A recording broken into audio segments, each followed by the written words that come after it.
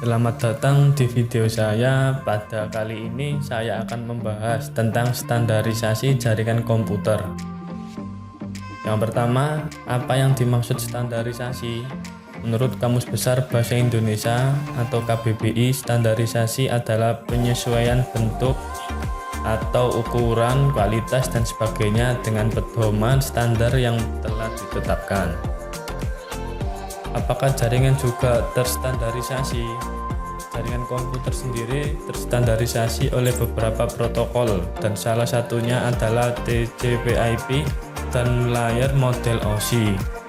TCP/IP dan OSI adalah salah satu model protokol yang melakukan standarisasi jaringan komputer yang banyak digunakan hampir seluruh dunia menggunakan model TCP/IP dan juga model OSI.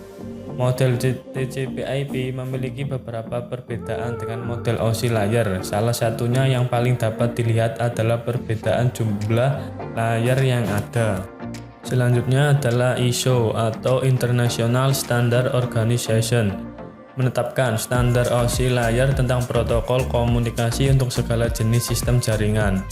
OSI model dibagi menjadi 7 layar yang dimana setiap layar punya fungsi dan pekerjaan masing-masing. Ketujuh layar ini memiliki nama-nama yang menjadi penanda terhadap fungsinya. Salah satunya application layer yang dimana terjadi interaksi antar muka dan user dengan aplikasi. Yang pertama, model OSI layer application, yaitu layer ke-7. Application layer adalah lapisan yang menjadi pusat atau center terjadinya suatu interaksi antara pengguna end user dengan aplikasi yang bekerja menggunakan fungsionalitas sebuah jaringan. Selain itu, juga mempunyai fungsi untuk melakukan konfigurasi mengenai bagaimana cara aplikasi dapat bekerja menggunakan resource jaringan. Contoh, beberapa service dan protokol yang berada pada application layer adalah HTTP, SMTP, FTP, dan lain-lain. Yang kedua ada presentation layer, yaitu layer ke-6. Lapisan yang ke-6 adalah presentation layer, di mana mempunyai fungsi untuk mentranslasikan format data yang akan ditransmisikan oleh aplikasi melalui jaringan ke dalam format yang dapat ditransmisikan oleh sebuah jaringan. Pada layer ini dapat juga akan terenkripsi dan deskripsi melalui sistem. Contoh protokol yang berada pada presentation layer adalah ME, SSL, TLS, dan lain sebagainya. Yang ketiga ada session layer atau layer ke-5. Session layer merupakan lapisan yang berfungsi untuk mendefinisikan bagaimana sebuah koneksi dapat dibuat, dikelola, dan dikembangkan. Contoh protokol yang berada pada session layer adalah NFS, SMB, RTP, dan lain-lain. Selanjutnya ada transport layer atau layer keempat. Transport layer merupakan fungsi untuk memecah data menjadi paket-paket data serta memberikan nomor urut untuk setiap paketnya sehingga nantinya dapat disusun kembali saat sampai pada tujuan. Protokol tersebut akan mengirimkan paket data sekaligus memastikan bahwa setiap paket telah diterima dengan sukses dan tepat sasaran. Selain itu juga dapat mentransmisikan ulang terhadap paket yang hilang atau rusak ketika proses pengiriman. Yang kelima ada network layer atau lapisan ketiga. Tugas dari network layer adalah membuat header untuk paket yang berisi informasi IP, baik IP pengirim atau IP tujuan data. Pada suatu kondisi, network layer juga melakukan proses routing melalui internet working dengan menggunakan bantuan router dan switch pada layer ketiga. Yang keenam ada data link layer atau layer kedua. Pada data link layer memiliki tugas untuk menentukan setiap bit data dikelompokkan menjadi format yang disebut dengan frame. Pada level ini juga terjadi koreksi kesalahan, flow control, pengalaman hardware atau perangkat keras. Seperti halnya pada MAC address atau media access control, yaitu lapisan media access control dan lapisan logical link control. Selanjutnya ada physical layer atau layer ke-1. Dalam model OSI layer terakhir dan yang paling utama adalah physical layer. Fungsinya adalah untuk mendefinisikan media transmisi jaringan, sinkronasi bit, metode band sinyalan, serta membangun arsitektur jaringan seperti pengkabelan dan topologi jaringan. Pada tahapan atau level ini juga mendefinisikan mengenai bagaimana sebuah NIC atau Network Interface Card dapat berinteraksi secara langsung dengan media kabel dan perangkat radio. Untuk setiap pengiriman data melalui tiap layer dapat dianalogikan seperti Anda mengirim surat. Selanjutnya ada TCP/IP, adalah standar komunikasi data yang digunakan oleh komunitas internet dalam proses tukar-menukar data dari satu komputer ke komputer lain di dalam jaringan internet.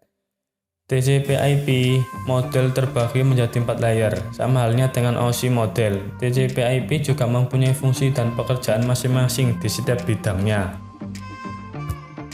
Dari pengertian TCP/IP tadi bisa kita pahami bahwa ada lebih dari satu komputer yang tergabung dan berkomunikasi menggunakan TCP/IP. Komputer yang terkoneksi melalui protokol TCP atau IP melakukan sharing data. Komputer yang terkoneksi TCP/IP juga berarti terkoneksi dengan internet. 4 model TCP/IP layer.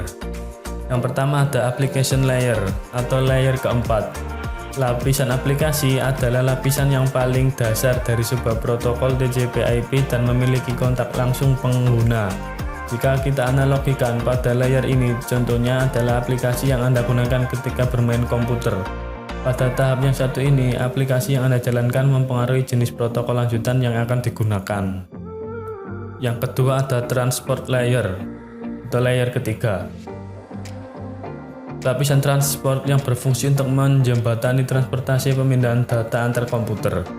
Lapisan yang satu ini berada setingkat di atas lapisan application. Pada layar ini ada 2 jenis protokol yang sering digunakan, yaitu UDP ataupun TCP. Protokol ini memiliki keunggulannya masing-masing. Pada protokol TCP, ibaratnya adalah menarik sebuah mobil. Walaupun jalannya tidak terlalu cepat serta tidak bisa membalap, protokol TCP menjamin keamanan paket data yang dikirim 100%. Namun paket UDP berbeda. Analoginya seperti menaiki sebuah motor.